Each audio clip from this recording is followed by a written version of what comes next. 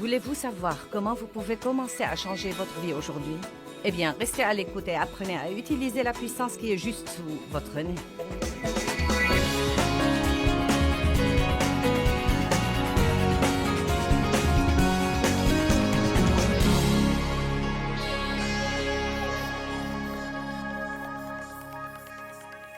Bien, Jacques 1.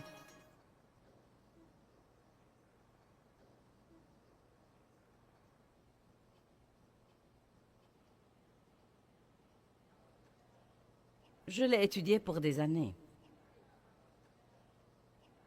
Verset 26. Si quelqu'un croit être religieux, que tout le monde lève la main et dise « c'est moi ». Observant pieusement les manifestations extérieures de sa foi sans tenir sa langue en bride. Vous savez c'est quoi la muselière? Une bride, une muselière, cela parle de la maîtrise de soi. Il y a deux choses. Il y a deux choses qui devraient nous arriver pour faire des progrès avec la bouche. Nous devons avoir beaucoup d'aide de Dieu, car nul homme ne peut dompter la langue et continuer à grandir dans la discipline et la maîtrise de soi. Dieu nous a donné un fruit de l'esprit qui s'appelle la discipline et la maîtrise de soi. La maîtrise de soi, cela veut dire que je peux me contrôler. Que vous pouvez vous contrôler. Cela veut dire que nous faisons ce que nous voulons faire, que nous mangeons ce que nous voulons manger. Je vous promets que c'est la seule chose que je vais dire sur ce qui entre dans la bouche. Le reste sera sur ce qui en sort. Combien d'entre vous reconnaissent que, vous voyez, tant que vous ne serez pas au point où vous dites, vous savez quoi l'essentiel est que je peux faire ce que je veux faire,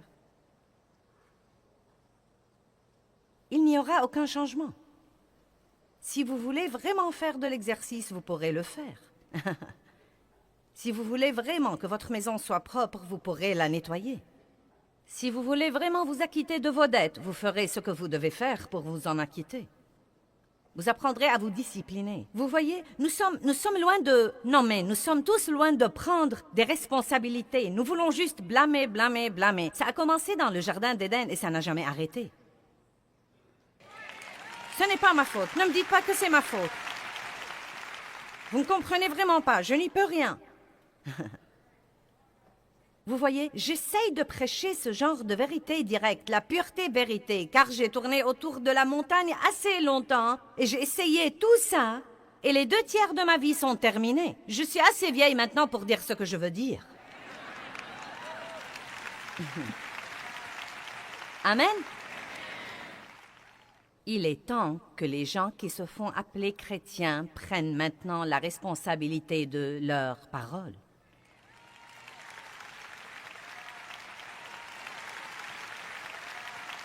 Cela veut-il dire que nous ne ferons jamais d'erreurs? Non. Je suis sûre que nous ferons des erreurs tant que nous serons dans un corps humain. Et ce qui m'intéresse, c'est les progrès et non pas la perfection. Croyez-moi, je n'ai pas le souci de la perfection. Je dois juste faire des progrès. Je ne supporte pas de rester là où je suis. Je suis axée sur les buts. Et si Dieu dit qu'il y a une meilleure façon de faire quelque chose, je veux m'appliquer, m'appliquer, m'appliquer et la faire de la meilleure façon qui soit. Amen. Ne vous contentez jamais de la médiocrité et ne dites jamais « je ne suis pas trop mauvais » ou « je ne suis pas pire qu'une autre personne ». Nul n'est votre exemple dans la vie à part Jésus. Nul n'est votre modèle dans la vie à part Jésus. Nous voulons lui ressembler. Donc je sais que ce que dit la Bible est vrai. Elle dit « si vous croyez que vous êtes religieux, mais que vous ne tenez pas votre langue en bride, vous vous trompez. » Point final. Ensuite, Jacques 1, 27 dit la même chose que dit Ésaïe 58. L'adoration religieuse extérieure qui est pure et sans tache devant Dieu, notre Père, consiste à visiter les orphelins et les veuves et à s'occuper d'eux dans leurs afflictions et à se préserver des souillures du monde. Donc, nous voyons ici la même chose que nous voyons dans Ésaïe 58. Et c'est le genre de vie que je veux que vous viviez. Je veux que vous soyez altruiste. Et le moyen de prouver que vous n'êtes pas égoïste est de prendre beaucoup de ce que vous avez, votre temps, votre énergie, votre argent, et de l'utiliser pour aider les autres qui n'ont pas ce que vous avez. C'est la preuve d'une vie désintéressée. Il ne s'agit pas d'en parler ou d'écouter un sermon là-dessus, ou de souligner des versets là-dessus dans votre Bible.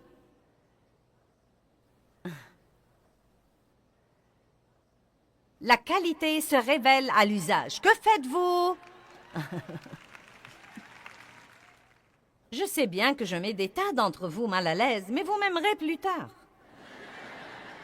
Vous vous réveillez et aucun diable en enfer ne peut vous rendre malheureux.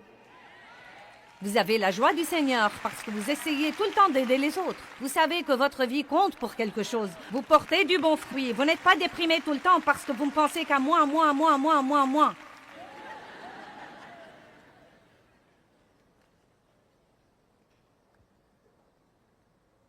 Vous ne pouvez pas imaginer ce qu'endurent les gens.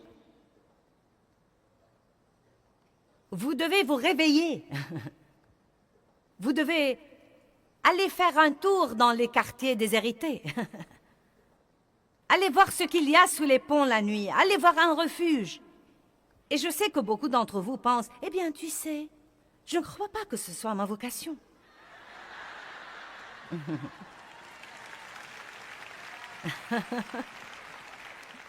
J'attends que Dieu lui-même m'indique mon ministère. Non, est-ce que vous savez ce que beaucoup de gens attendent aujourd'hui? Ils attendent que Dieu leur montre leur estrade. Vous n'avez pas compris. Si vous voulez un ministère, vous n'avez qu'à regarder les gens d'à côté ou dans la rue, ou sur votre ordinateur. Vous trouverez vite quelqu'un qui a besoin d'encouragement, qui a besoin de prière, qui a besoin de quelque chose, qui a besoin d'aide. Allez maintenant. Tous les versets de la Bible parlent de l'amour, l'amour, l'amour, l'amour. L'amour, l'amour, l'amour, l'amour. Votre foi opère par l'amour. Si vous n'avez pas l'amour, votre foi ne va pas opérer et nous pouvons laisser tomber. Jésus dit que c'est la chose la plus importante. Tu aimeras le Seigneur ton Dieu de tout ton cœur, âme, pensée et force. Tu aimeras ton prochain comme toi-même. Il s'agit d'aimer. Jésus dit, je vous donne un commandement nouveau. Aimez-vous les uns les autres comme je vous ai moi-même aimé. Et la preuve de l'amour est ce que vous faites pour les autres, la manière dont vous traitez les autres. La définition de l'amour, c'est la manière dont je traite les autres. Et maintenant, je trouve beaucoup de versets partout où que j'ouvre et qui parlent de la bouche. Allez savoir pourquoi. C'est décidément la bouche. Si vous êtes vraiment religieux, vous devez tenir votre langue en bride. Si vous voulez que vos prières soient exaucées, débarrassez-vous de toute communication méchante, de toute parole dure, sévère, injuste, malveillante. Wow! Je suis prête à essayer, et vous? Non, mais tout ce que nous pouvons faire, c'est de retrousser nos manches et de dire « Je suis prêt à essayer ». Jacques 3, verset 2. Car nous faillissons tous et nous tombons et nous offensons à plusieurs égards. Et si quelqu'un ne faillit pas en parole, ne dit jamais ce qu'il ne faut pas dire. Celui-là est un caractère bien développé et un homme parfait capable de contrôler tout son corps et de tenir toute sa nature en bride. Donc il dit, maintenant laissez-moi vous dire tout de suite ici que rien de ça n'est pour la condamnation.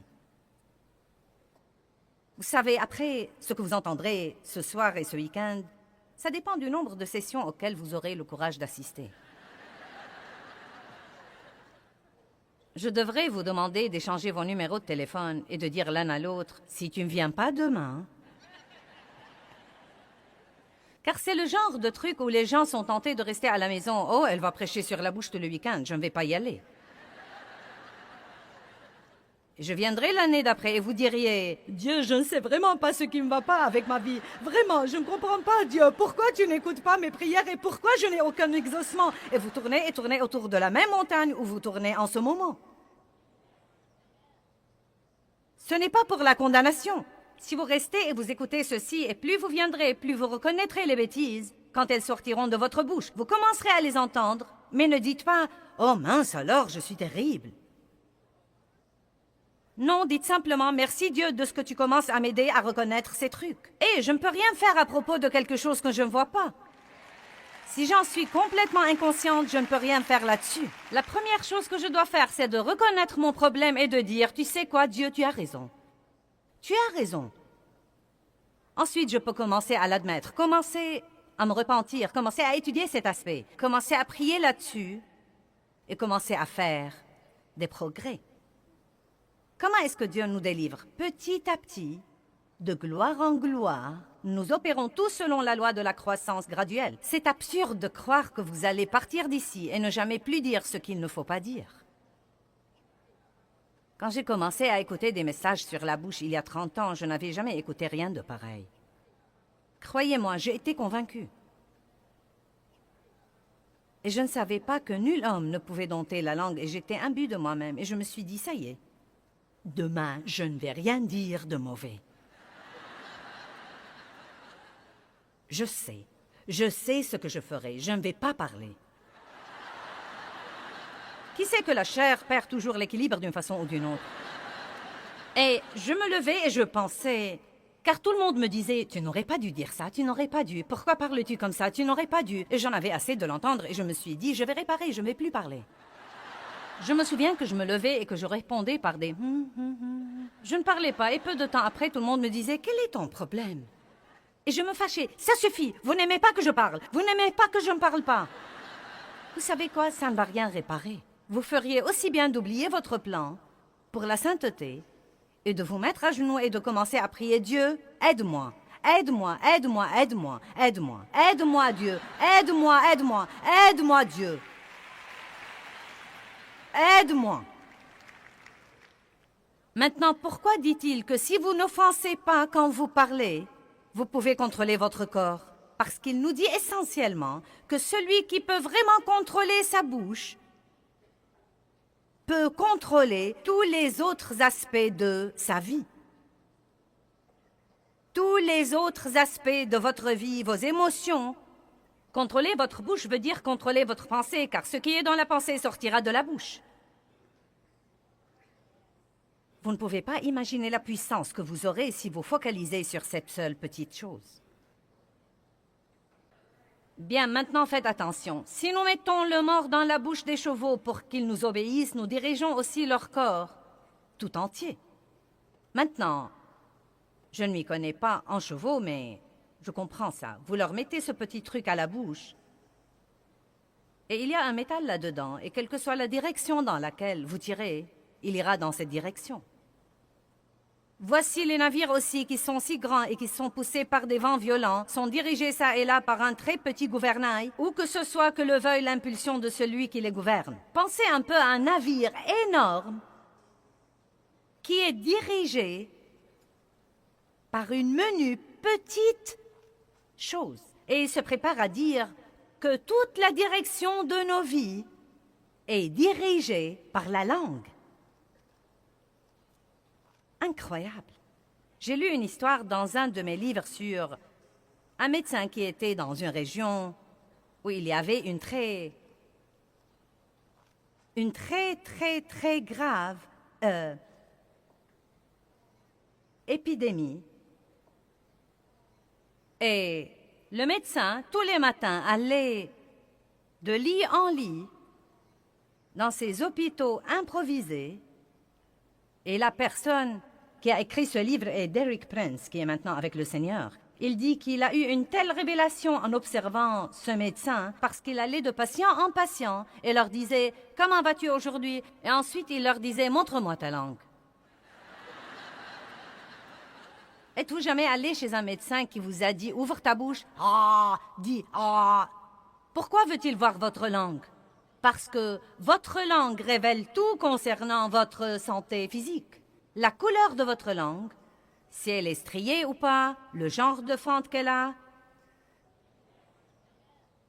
Mais il y a un tel message là. Si nous voulons examiner la santé de notre vie, nous devrions dire aux chrétiens, à quel point es-tu spirituel? Montre-moi ta langue. J'ai réussi un beau coup, vous feriez mieux de l'aimer. À quel point êtes-vous mûr? Montrez-moi votre langue.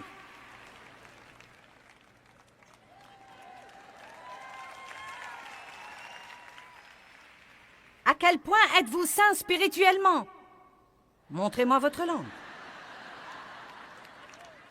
Verset 5. De même, la langue est un petit membre, Et elles se vendent de grandes choses. Nous allons parler de la vantardise ce week-end. Voyez combien de bois ou quelle grande forêt un petit feu peut embraser. Et la langue est un feu. Wouhou! La langue est un feu. Je dois garder ça pour une autre leçon, mais je dois juste vous donner un indice. La langue provoque des incendies. Mais le jour de Pentecôte, quand Dieu a voulu apporter une nouvelle puissance, on a vu des langues de feu se poser sur chacun des apôtres, et ils se mirent à parler en d'autres langues. Peut-être qu'il y a un message là. Avant d'avoir la puissance, nous devons avoir de nouvelles langues. Je ne parle pas du don de parler en langue, j'essaye simplement de faire une remarque. Avant que la puissance ne fût répandue sur l'Église au jour de la Pentecôte, avant que le Saint-Esprit ne fût répandu, pourquoi fallait-il que parmi toutes les choses dont Dieu aurait pu s'occuper, la première chose dont il s'est occupé était la langue?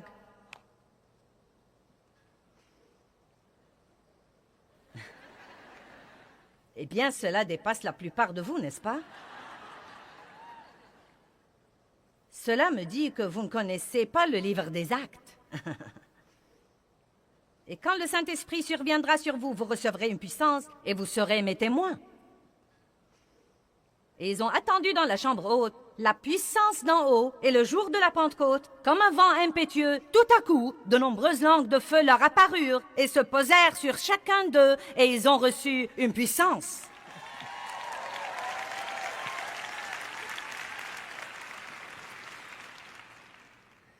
Ouh! Pouvez-vous répondre au moins à ça? Combien d'entre vous croient que si vous laissez Dieu faire quelque chose pour votre langue, vous aurez certainement beaucoup plus de puissance d'ici un an?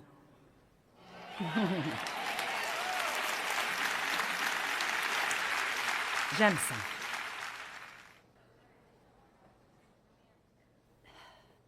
La langue est un feu, dit le verset 6. Le monde du mal placé parmi nos membres, c'est elle qui contamine et déprave tout le corps et enflamme le cours de la vie, le cycle de la nature de l'homme étant elle-même enflammée par l'AGN. Toutes les espèces de bêtes et d'oiseaux, de reptiles et d'animaux marins sont domptées et ont été domptées par le génie humain. Mais la langue humaine, nul homme ne peut la dompter. C'est un mal sans frein, indiscipliné, irréconciliable, plein d'un poison mortel. Par elle, nous bénissons le Seigneur et Père, et par elle, nous maudissons les hommes. Maintenant, vous savez, c'est la partie que nous devons comprendre. C'est ce qui pue dans les narines de Dieu, de se réunir comme ça et de chanter ces cantiques d'adoration et de bénir Dieu. Nous chantons tous nos cantiques d'adoration et nous bénissons Dieu et nous t'aimons Seigneur et notre Dieu est grand. À dire vrai, il y a des gens qui font ça le dimanche matin, puis vont déjeuner avec 6 autres chrétiens et tout ce qu'ils font, c'est de médire du type qui leur a donné le message.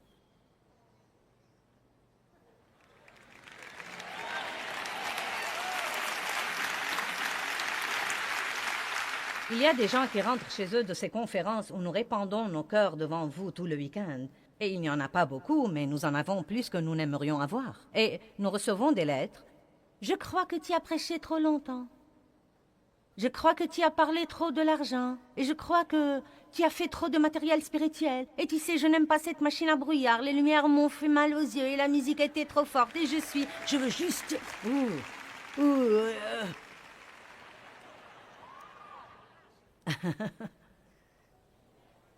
Mais ils chantaient dans l'adoration. Nous devons en finir du mélange. Vous savez ce qui arrive quand vous avez un mélange? Vous finissez par tout diluer et vous n'avez plus de puissance. Nous devons nous débarrasser du mélange.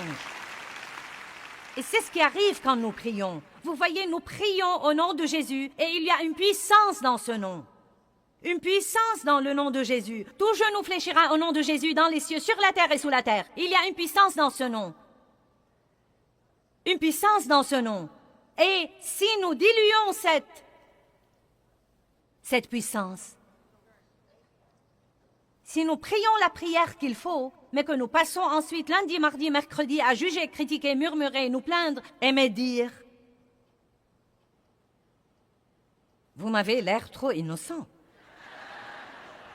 Bien, oublions le jugement et les critiques. Juste, travaillons juste sur les plaintes.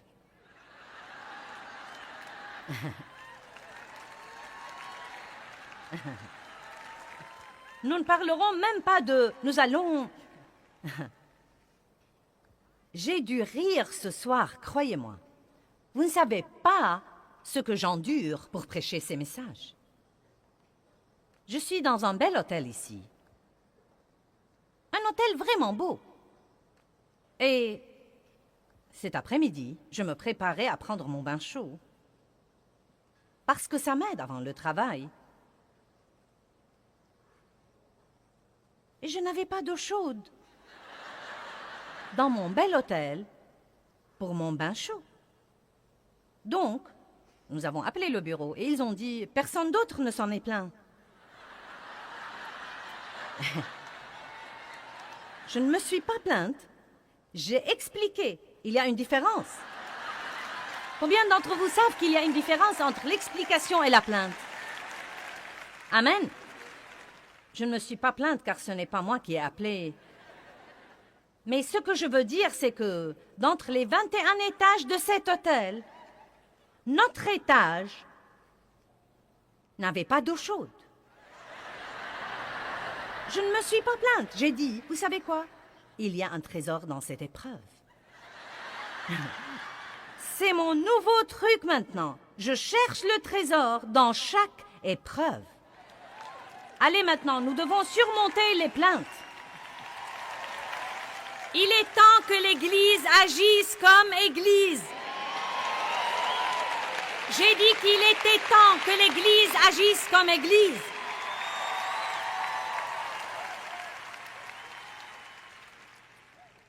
Levons-nous tous. Maintenant, vous savez quoi? Ésaïe est un prophète qui s'est tenu en présence de Dieu, et la première chose dont il s'est rendu compte était que ses lèvres étaient impures. Mais Dieu a envoyé un ange avec un charbon ardent de dessus l'autel, et il lui a purifié ses lèvres. Et je crois que Dieu peut donner à chacun de nous un nouveau départ, ici ce week-end. Quelles que soient les erreurs que vous avez faites avec votre langue, nous allons prier maintenant. Père, nous prions au nom de Jésus, bien que nous soyons si convaincus. Je prie que personne ne parte d'ici condamné. Tout ce que j'ai dit ici ce soir sera inutile si les gens rentrent chez eux condamnés. Je brise la puissance de la condamnation. Mais Père, nous te demandons la conviction. Nous voulons la conviction. Nous voulons être convaincus des péchés de notre bouche. Et nous voulons grandir et nous élever sur ce plan. Dieu, travaille avec nous, s'il te plaît, tous les jours de notre vie, jusqu'à ce que notre problème soit réglé. Veux-tu nous aider, s'il te plaît? Veux-tu nous le rappeler quand nous disons des choses que nous ne devons pas dire? Veux-tu nous le rappeler quand nous parlons de quelqu'un durement ou que nous le traitons d'une façon dont nous ne voulons pas qu'il nous traite? Nous demandons ton aide, Jésus. Donne-nous un nouveau départ. Nous t'en remercions. Au nom de Jésus. Amen.